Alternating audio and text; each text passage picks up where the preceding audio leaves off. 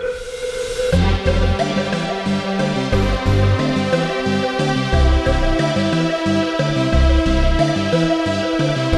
everybody, I'm Cody. I'm Brent.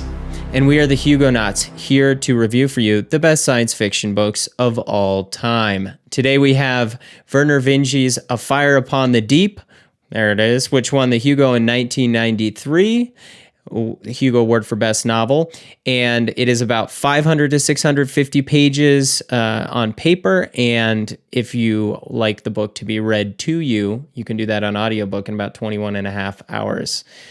So Brent, let's get into it. For sure. So the book is about, there's a colony of humans that sets up in the transcendence, which is the part of the galaxy where computers work incredibly well and AI becomes like godlike.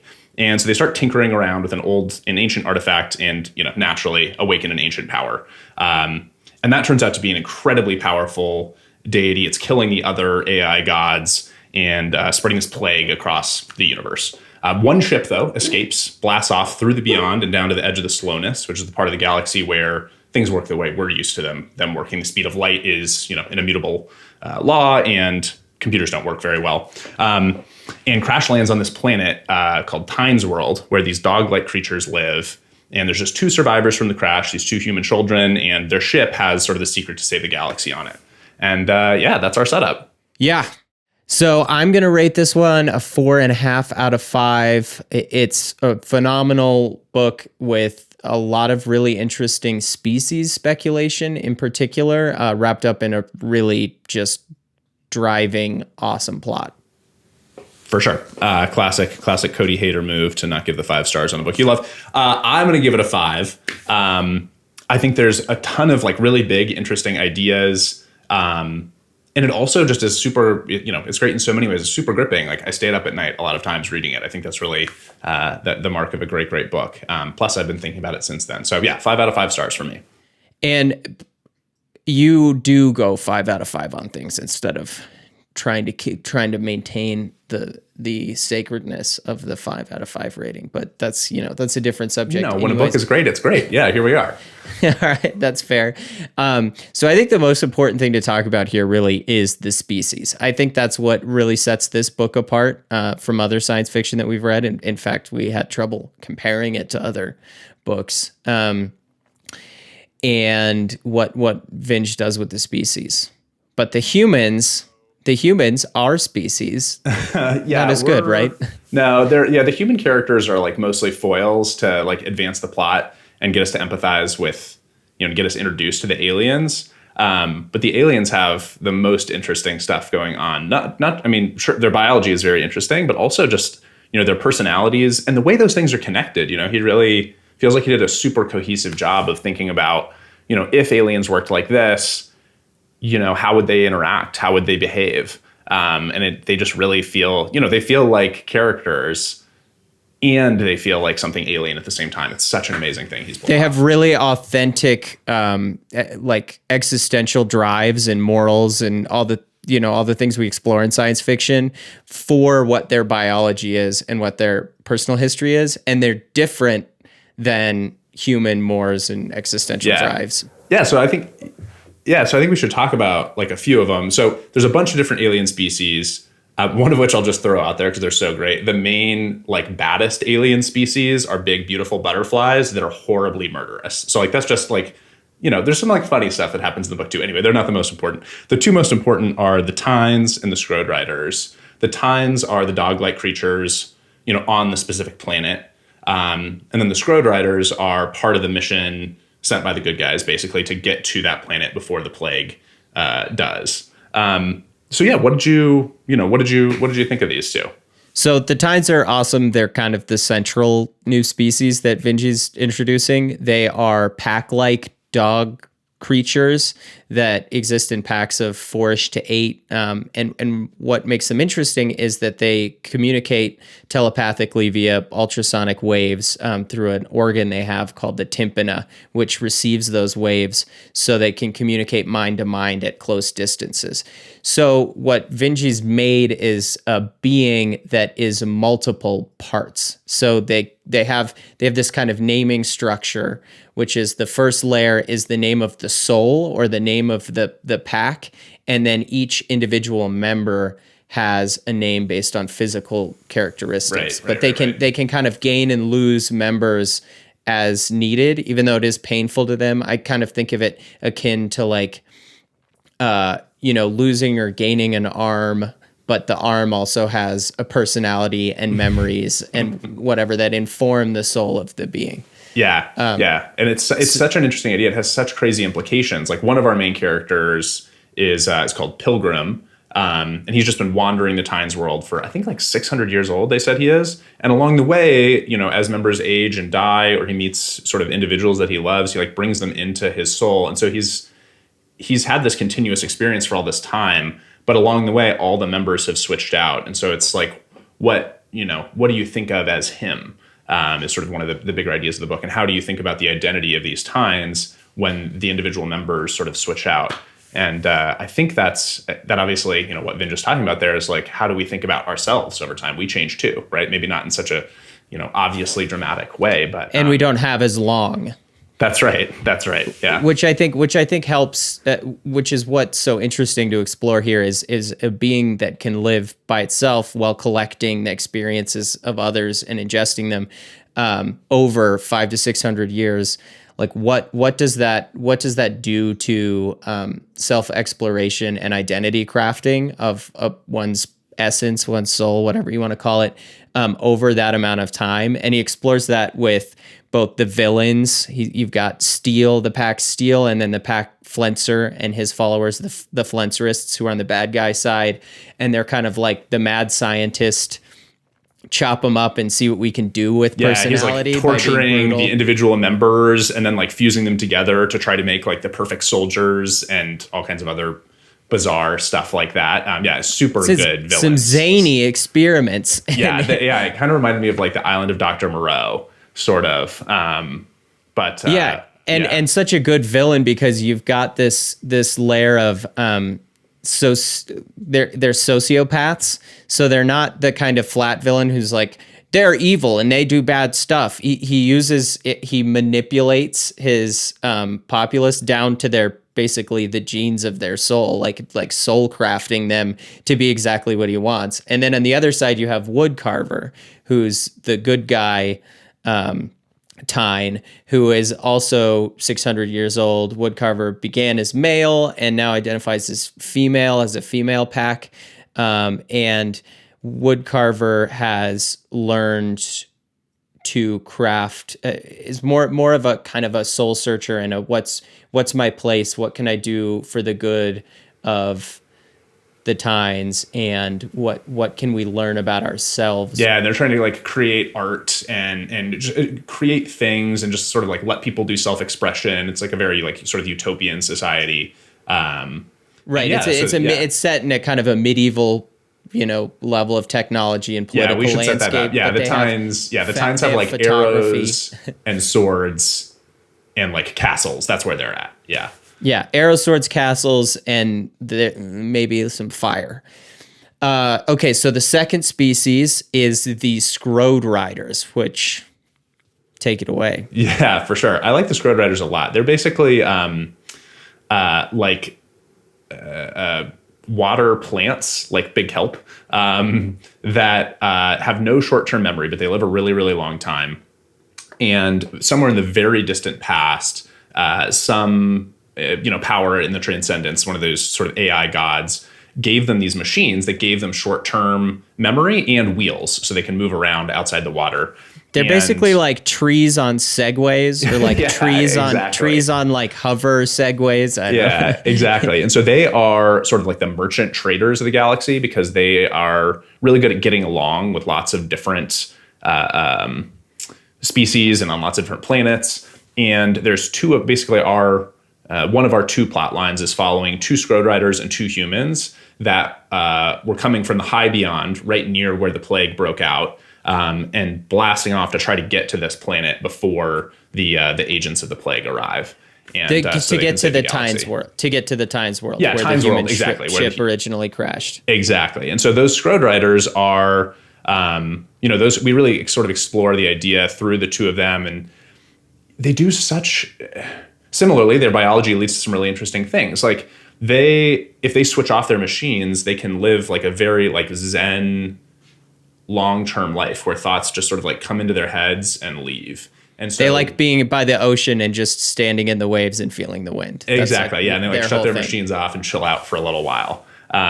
So anyway, maybe Vernor Vinge likes to meditate or something, but, it was a really interesting look at like, he uses the Scroderiders to explore this idea of like contentment and happiness versus sort of progress. The Scroderiders have been the same for like 2 billion years. I think they haven't evolved. They're kind of like rickety segways because like they work fine and they're not going to worry about it. It's a really interesting way to explore that line of thought. Yeah, the like nature versus progress classic science fiction debate, and to explore it through his characters is a really interesting way of doing it. A lot of times you just get it through exposition or explanation or narrator authorial intervention. And here he doesn't. It's never explicit. It's just, this is how they live. They live as these trees in the ocean, and then someone came along and gave them the short-term memory, which is really, and the movement, which is what allows them to interact with other beings and become part of broader capitalist galactic society. I just say capitalist to say they can participate in trade and what else. Because of these functions. And I also think it's particularly interesting that Vinge has identified that short-term memory is what allows beings to interact and to do trade and to also progress to make you technologically. Unhappy. Yeah. Yeah, and also to make you unhappy. Yeah, he's like, okay, this is short-term memory is maybe the hinge of the nature versus progress. Yeah, I mean, this is one of those things like, Ted Lasso has gotten famous for saying this super old saying, but like, be like a goldfish, like if you just forget everything that happened to you before 20 seconds ago, like it's pretty hard to be unhappy. So anyway, it's an old idea, but explored in a really interesting way, classic, good writing. Leave it to Vinge to make a literal tree a character. Yeah, for sure. And there's one more consciousness Vinge is famous for exploring. He, as a computer scientist himself, which is the artificial intelligence, which you've already mentioned. Yeah. But he was sort of he's credited as being sort of the inventor of this idea of, we now call it the singularity, but basically the idea that AI could become so powerful that it would sort of evolve beyond caring about the things we care about as humans. And hence his idea of the transcendence, the part of the galaxy where sort of that happens. I don't really like the name singularity. It doesn't really make a lot of sense for that, but that's what we're sort of calling it in science fiction parlance. But anyway, so Vernor Vinge invented the idea of the singularity. And we call everything the singularity, right? Yeah, it's like the right. Black hole, the singularity, singular, anything that's unique, whatever. I also, whatever. Yeah. It's as good as any term, exactly. I suppose. We know what it means. But yeah, so his broader point here is that if AI really becomes so smart, like, just why would it care about the petty little things that we worry about? And so it's interesting because he's got this book where simultaneously there's like very powerful AI who just don't even care about humans or sort of help them out because they view us as like ants that like, if I can help them out, like I will. There's also, an AI that's trying to like destroy the galaxy.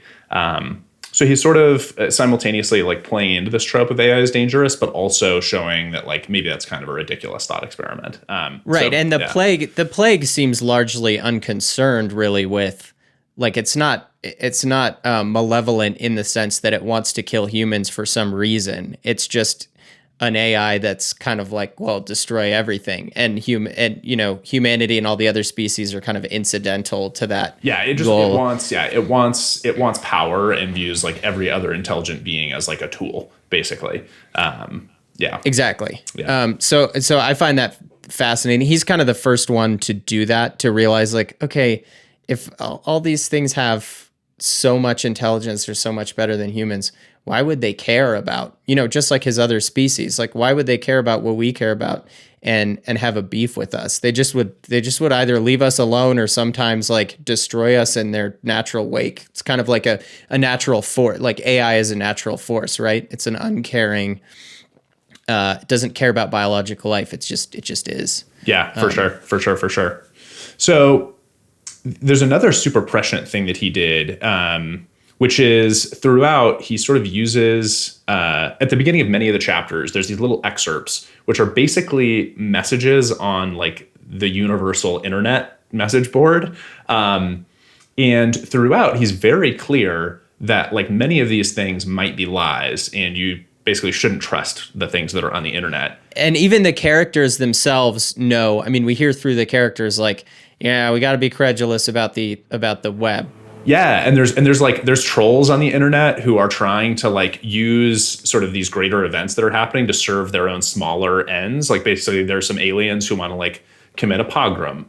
And so the butterfly aliens. Yeah, the scary butterfly aliens are super murderous. And so they see this and they start putting all this fake stuff on the internet that's sort of like connected to these they're basically blaming humans for this thing that has happened, even though humans clearly are not to blame. But they use that as an excuse to launch this pogrom. And man, what a wise thing to point out. Like now in our modern world, we're so aware of like, you know, Russia and Iran and all kinds of different powers like trying to use false information through the internet too, and they are successfully manipulating people.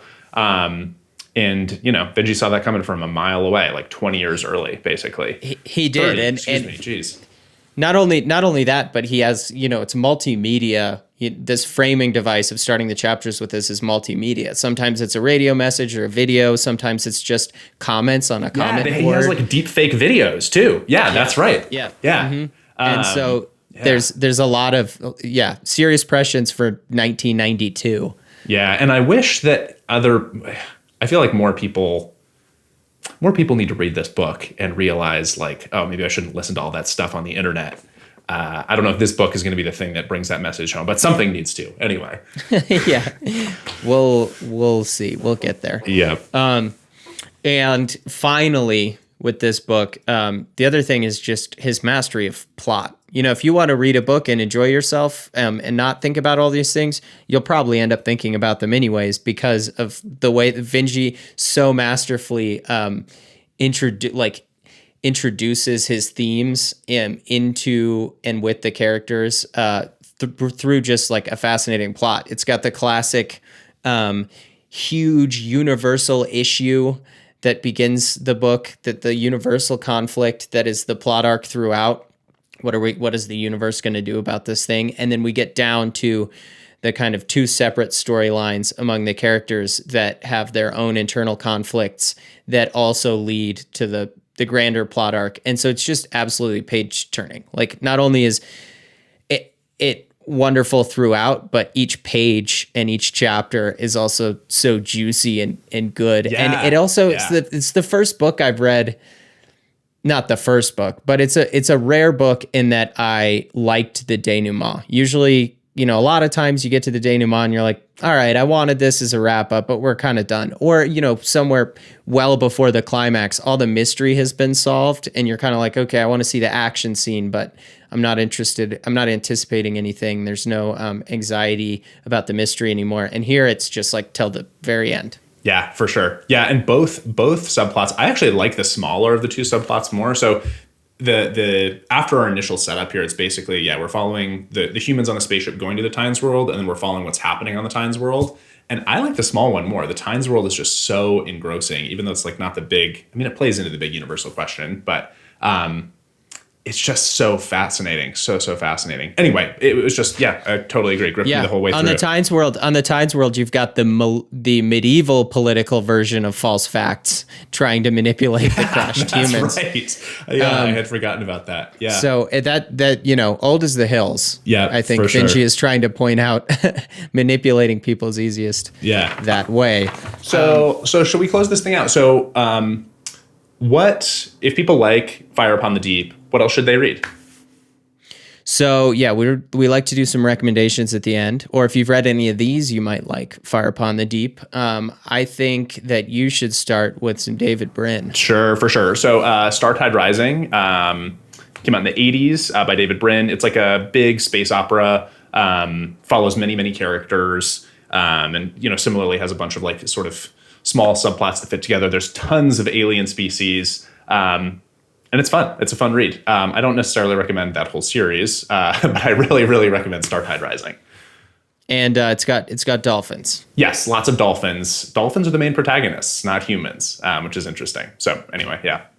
Yeah, and then another species book that's more recent by Adrien Tchaikovsky is Children of Time, and the sequel Children of Ruin. I liked those a lot. They are another, they are about scary spiders. Don't bury the lead. Scary spiders. And then the second one's about scary octopuses. But yeah, they're basically a human experiment that has a virus that manipulates genes to evolve faster, and it accidentally latches itself onto spiders on a planet. So you see how the spiders advance and become human-like in their technology and society. Yeah.